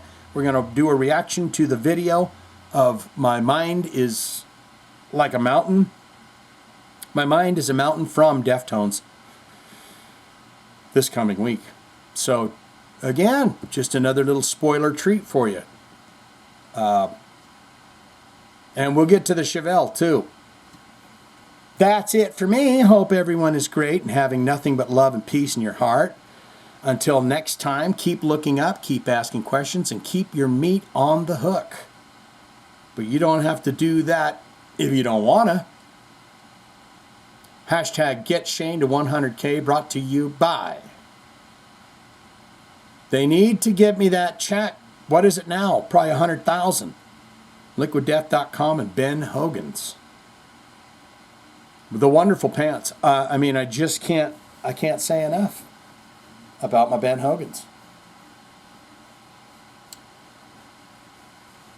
I'm in them right now, and I feel great about it. We're getting into Miss Althea. Who else we got? We got Trevi Trev coming in, and Mike Buchanan will almost end it out. We got Rebel Metal there. So let's do it. Yeah, I was going to say, let's see. No, I'm not going to say that. But there is going to be someone named Nina, I think Nina, put in a request. So we're going to be doing the Gazette next week. And I think it's called Silly God Disco or something like that. There's going to be all sorts of surprises and fun things next week, guys. You really got to tune in, okay? Tell your mom, tell your dad and uncles, friends and family, Facebook groups. All of them, all your family Facebook groups. Get in there and just tell them about this fun week that's going to be coming up. Miss Althea coming in. The Dumbstruck Fool says you may want to be proactive and start doing some comparison shopping with laptops. Been there, done that, and trust me, you don't want to get in a pickle. She also says that she is confident you will find a new and exciting path in life after July 31st. Your almost 3 decades of experience is to your advantage, and you will surely find something that is a good fit and closer to home sooner rather than later. Sending all the positive employment vibes, thank you for that, I can muster from the East Coast. What was I going to say to you? Ow. I can't remember now. Forget it. Miss Althea on Mr. Kenneth KK Ken Man Downing. Tony Iommi and the Back to the Beginning event in general. As of this writing, I still have not watched any footage, and who knows when I will, as I heard many mixed reviews. Regardless, KK has never lost his chops, so to hear that he was actually nervous was kind of cute. Glad he was there to rep the OG Almighty Priest. As far as Tony Iommi saying that Sabbath could have played 6 or 7 songs, I'm seriously and honestly surprised they could even play so much as one, considering Ozzy's health. Just saying. I mean, it really runs out of you. You remember that guy I was telling you about on the bus? I mean, they, snorting ants and eating bats and, all the alcohol and pissing on the Alamo, it catches up with you. How is it that those Rolling Stones guys are still at it? Ronnie Wood was there, rocking out for one or two songs at that Back to the Beginning thing. They're still there. Miss Althea on Kiss and their landlocked cruise, or whatever they want to call it. Blah, blah, blah, blah. Independent of the involvement of Piercy and DeMartini, which otherwise might be considered a saving grace for me, just give me DeMartini. You love them guitar players, don't you? KK and DeMartini. Or just a martini, period. And call it done. Jeez. While I'm here, though, I can note to all the now past birthdays of Stephen Piercy on July 3rd. What? While I am here, though, I can note to all the now past birthdays of Stephen Piercy on July 3rd and my beloved Eric Carr on July 12th, and we missed it. May he rest in peace. Miss Althea talking about Survivor 48, Joe and Eva. I stopped paying attention to the series many years ago. I just got bored with it. But Den still watches religiously. But what I mean when we have the show, by that I mean when we have the show on, he is intently watching, but I am only half paying attention and doing other things. Don't worry about Joe and Eva. They both make it to the finale. Too much information? Yeah, I think I gave away the spoiler on that. But they don't win. But I'll tell you something, by the end of that, they're starting to get kind of snarky, both of them. You got to start playing the game after a while, and they say, well, we want to be honorable in this game. But when you start cutting people down there, then you have to start, I'll just say it, cutting throats. Miss Althea on the GNR Michael Monroe footage. The GNR ship sailed for me after Appetite, but I'm sorry, I thought it sounded like Axl was singing against a track. It just didn't seem right, but maybe it was deceiving because it was raw footage from a cell phone. I don't know, and I don't really care, so whatever. Some side heavy metal news for you. Mr. Tobias Fjord of Ghost says, yeah, we're loving this no phones thing. It is really great. Miss Althea on the Hawk. Now, last episode I talked about when I asked the skies and the universe, I said, give me a sign. Should I quit this job after July 31st? A hawk flew around the sun twice. I'm not kidding you. And then, boom, shot off. Today, a hawk flew really close to me, and I went, oh! And then I just tapped my phone because I got it safely in my truck on a little post, 222. Synchronicities galore. The hawk, Miss Althea. No. You are not crazy, and as you know, I am a firm believer in symbolism and signs from the universe. Hawks are known as guides in the spiritual realm. I love to hear that. For that sighting and experience to happen when it did, to me, is a clear equivalent to when one door closes, another opens. Yeah, there's something better out there. She's going to explain Royal Farms from last week. Royal Farms, I assumed, is one of the nation's widest, a nationwide chain that you were familiar with, but I guess not. Same goes for Highs.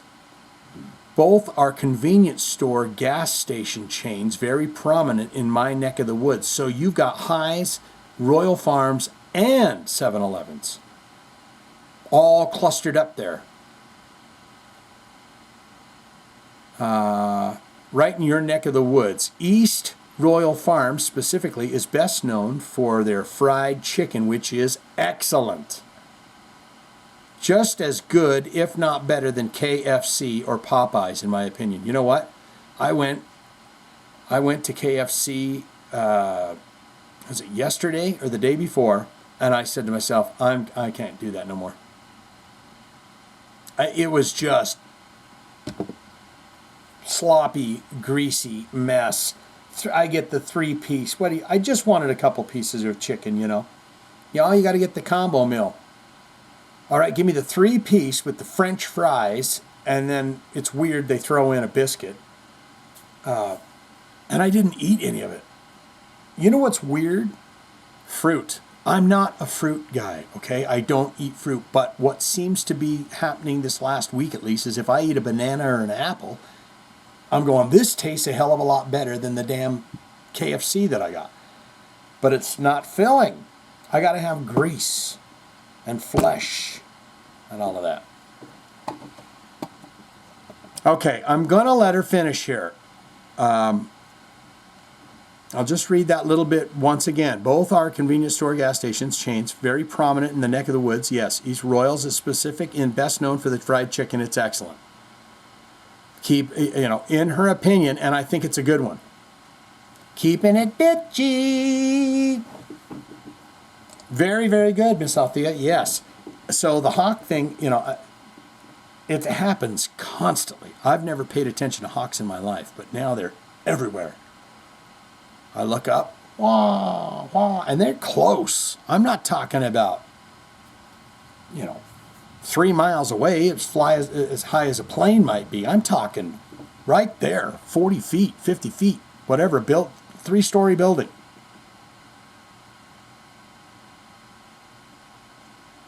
Trevi Trev and the Funky Pats. That's our old friend Trevi Trev. We know who he is. All my good and positive vibrations sent your way, my friend. Great things will happen. I just know it. White bread / Trevi Trev. Yes. White bread been around this channel for a hell of a long time. Now, he's not a regular on here. No one, I've said it before. Thank you, and you're welcome. But, old White bread, he's been around a long time. He's been around so long he did a name change. That's how long he's been around. Mike Buchanan will finish this whole damn thing up. Why does that do that? Oh, and another thing I'll tell you. I am thinking about doing a live stream. When this whole thing kicks off in August, I'm thinking about doing some kind of a sit down and let's just chat it live on YouTube live stream. That's right, baby. I was thinking about calling it the rabbit hole, and we just go wild. You bring something up in a comment or something, and then we just kind of...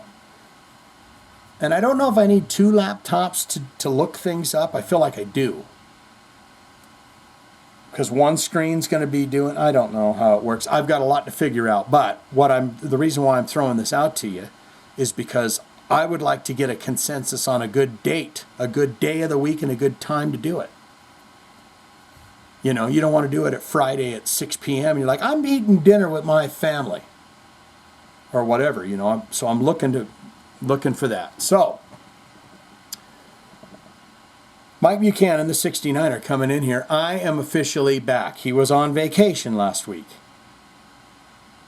Vacation was amazing as always. Family reunion. Oh, no way. And I got to spend the day with my uncle at Gettysburg National Military Park. He gave my family a private tour. Is he a tour guide? He's a tour guide there. I would have to say that I was really close to Miss Althea. Okay? Feeling refreshed and ready to go. I would have to say that I was really close to Miss Althea. When you were touring Gettysburg, you're thinking about Miss Althea. What did your wife think of that? Oh my God, I wish Miss Althea was here to see this beautiful relics of times gone by, really. Oh, your wife's like, who is she? Don't worry, she's got Den. I just wish she was here. Feeling refreshed and ready to go. I've been going to the lake house in PA since I was like 8 years old. And I'm now double nickels old. 55, and I saw my first wild bear ever while hiking at the Bushkill Falls. It was way cool. It was about 50 yards away from the trail. It looked at our group. Oh, it did all right. We looked at it, and it turned and ran away. You got one of them docile ones then. Because, my God, that's horrifying. Sorry to hear about the employment issues. Sometimes things like this happen for a reason. I've been there myself. Hang tough. You've got people rooting for you. Well, I appreciate that.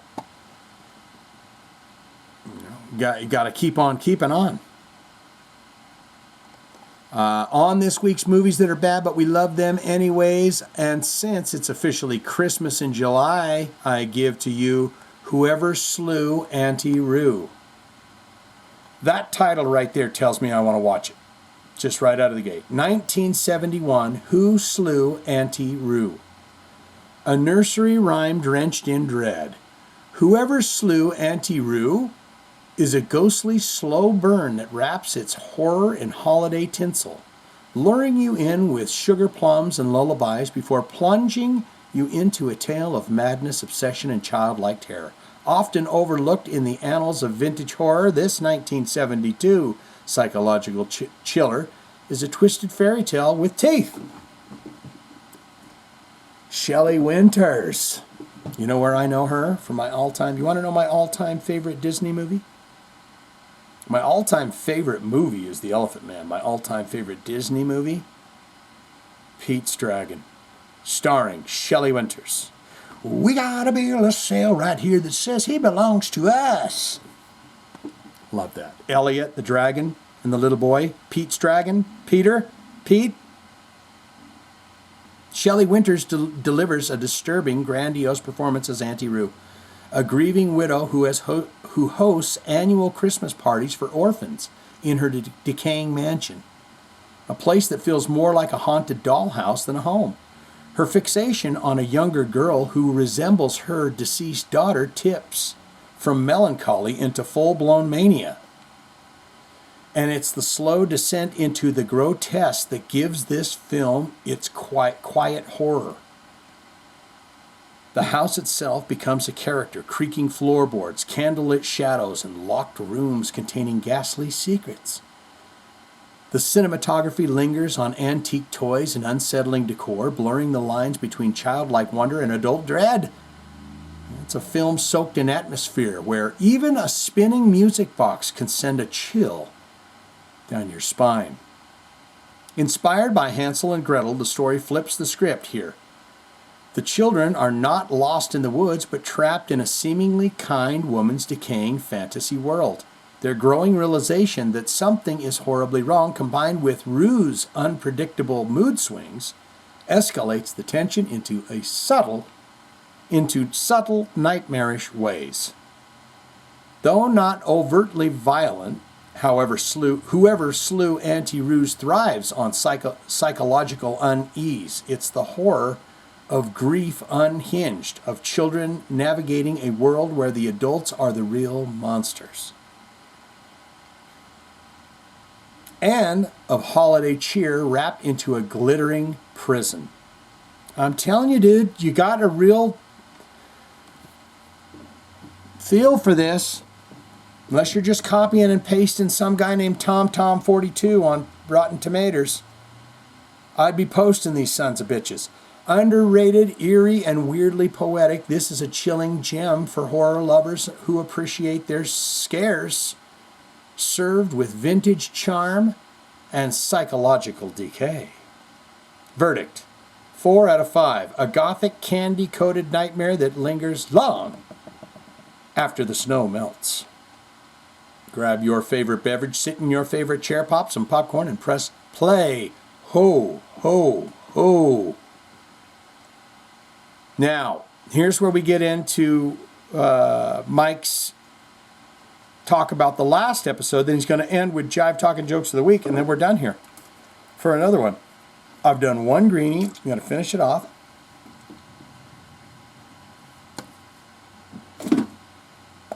I am going to get up and get my chapstick right now.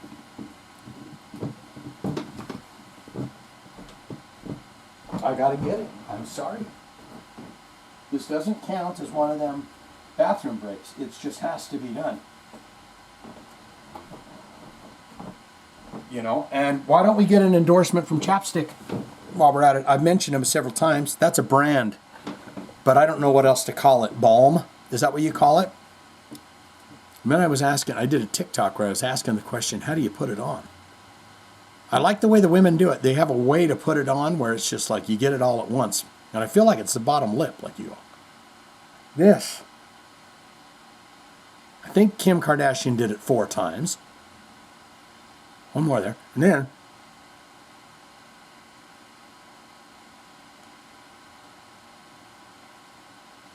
Oh, instant relief. But you know what's funny is 2 hours from now I'll have to put this on again. And put it in my little lamp tray I have right here. There we go.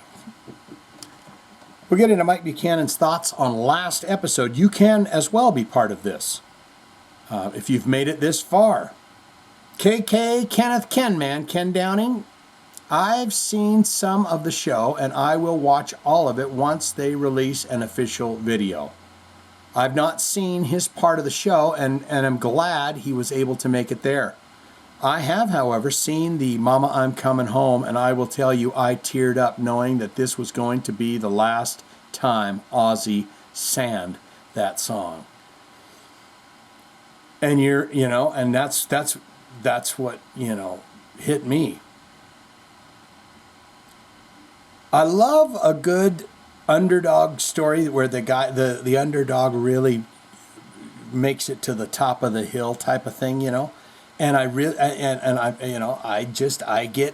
cry, I'll go to a movie and if there's a sad part in it, I'll sit and cry. It's disgusting, because people are like, dude, that's a lot what you're doing there. But because when I finally break free, I have such a loving, tender heart that when I bust, the whole neighborhood hears it. And it's for hours. It's not for 10 minutes. Then, I dab my eyes and I'm done with it. No, it's hours. And sometimes I'll sit out in the back patio and just do it because, I like the fresh air. Mike Buchanan on Acid Bath. It's amazing to me that they only released 2 albums and left such a lasting legacy. And my brother-in-law and family live in the town that Acid Bath came from in Louisiana. One wonders if they will really get the band back together and maybe write some new music for us fans. That's something. I remember I didn't go to the show, but years ago in the 90s, they played.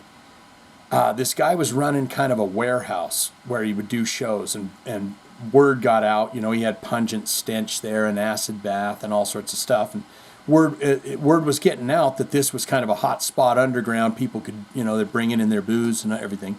It was the 90s. But I didn't go to the show. I didn't make the show. But literally for 2 weeks afterwards, every single person you would run into talked about how amazing Acid Bath was. Mike Buchanan says, I have not watched an episode of Survivor in like 15 years, but just for you, Shane, I will go check out that episode.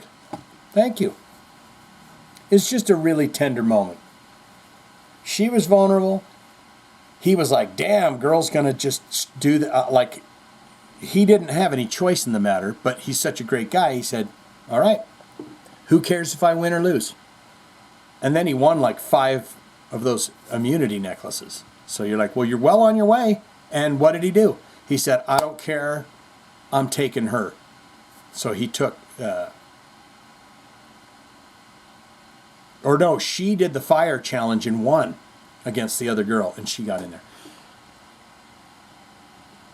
There's people that may not be as deeply into this podcast as some of you are.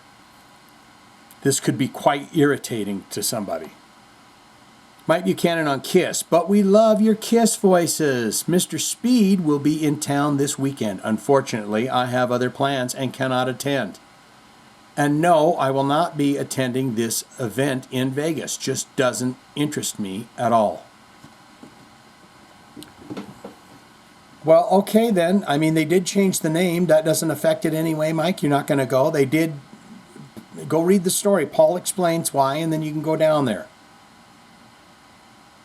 Mike Buchanan on G and R, that's Guns N' Roses for some of you out there that might not know what that is. That could be an energy drink for as far as some of you know, but it's the group Guns N' Roses. They came storming out of the gate with Appetite for Destruction, and then I lost interest. Everybody wanted a second Appetite for Destruction album, and that didn't happen. That's me. They didn't sound decent enough in that video. Oh, they did. Sorry. I do not want to lay out some kind of have Axl Rose pissed off at Mike Buchanan. They did sound decent. So Axl, you sounded decent enough in the video that we showed. Axl, go watch the last episode. And now it's time for the Jive Talkin Jokes of the Week, provided by one Mike Buchanan. What do you get if you cross a giraffe and an octopus? A visit from the ethics committee and your funding cut. Don't ask how I know that. Oh, what I saw a billboard on the freeway that said that there's just had a baby giraffe at the zoo, the Hogle Zoo, and I thought I remembered something about one slipping, and let's not talk about giraffe slipping and breaking anything. I went into a pet store and asked, can I buy a goldfish? This threw me off. That last thing threw me off because I want to tell you about an old 1950s song I heard. When I saw goldfish, it reminded me, Bobby Goldstone. I went into a pet store and asked, can I buy a goldfish? The guy said, do you want an aquarium? I said, I don't care what star sign it is. That's pretty good. Probably the Aquarius. Isn't that the two fish swimming? Or is that the two jars? Mike Buchanan said, Doctor.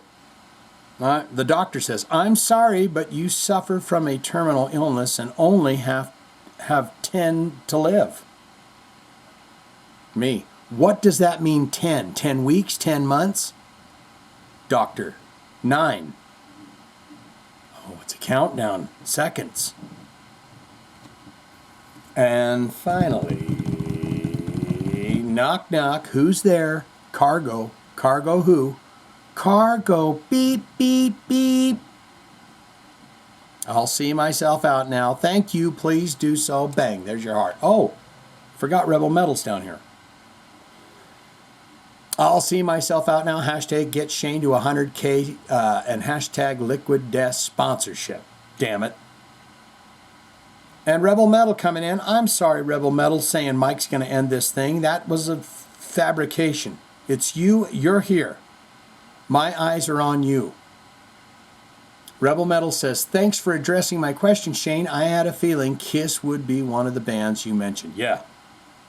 I mean, the first remembrance I could remember is, like I said, picking up that Paul Stanley solo record in the grocery store and going, what is this guy's deal? And then I was being a real bastard. I mean, I was being a real knucklehead.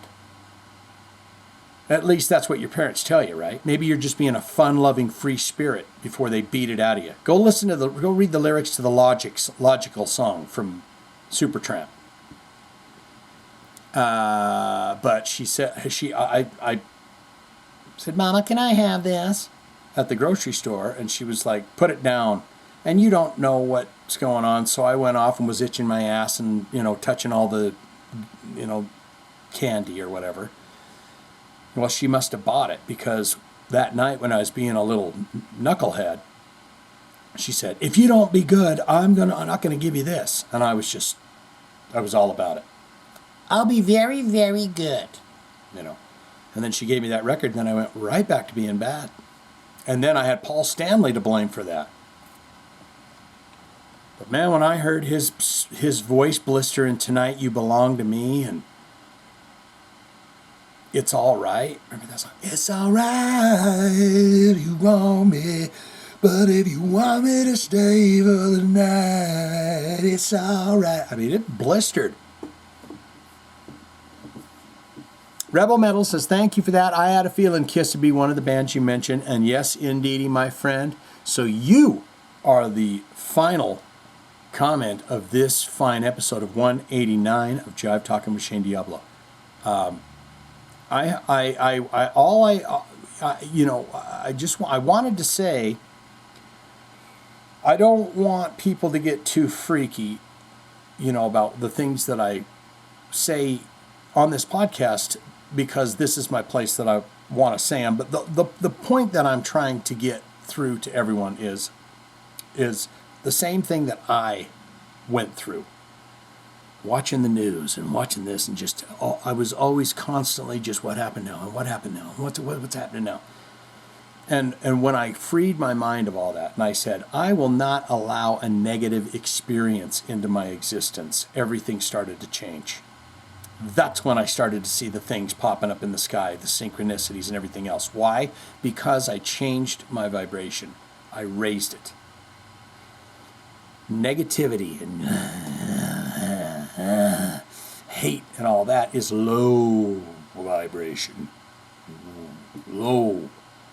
And the higher you get it, the clearer your mind is. And the great way that I found to do that was through, now I'm sitting there I could sit for an hour and a half. And I guess some would call it meditation, some would not.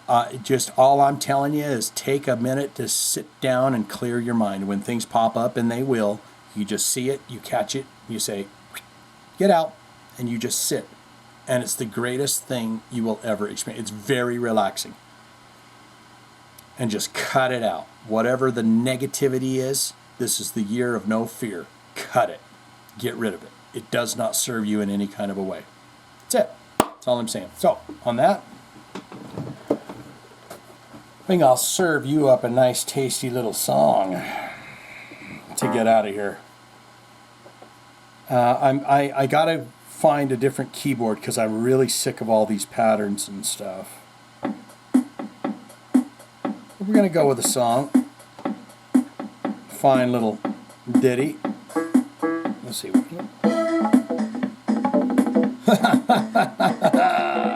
Yeah, baby, get it working now. Get it going, baby, get it working now. Yeah, feeling good now. Got the earbuds in. Gonna listen to Shane, gonna feel real good.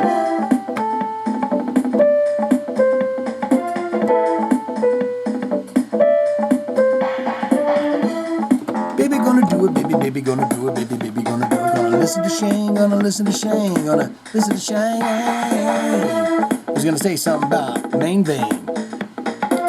Yeah, in the podcast he might take the drain on the main vein, but he comes back and he cuts it out, and it's a good time for everybody.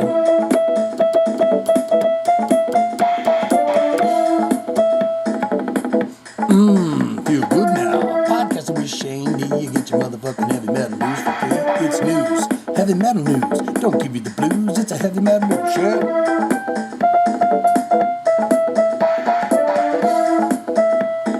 Come on, baby,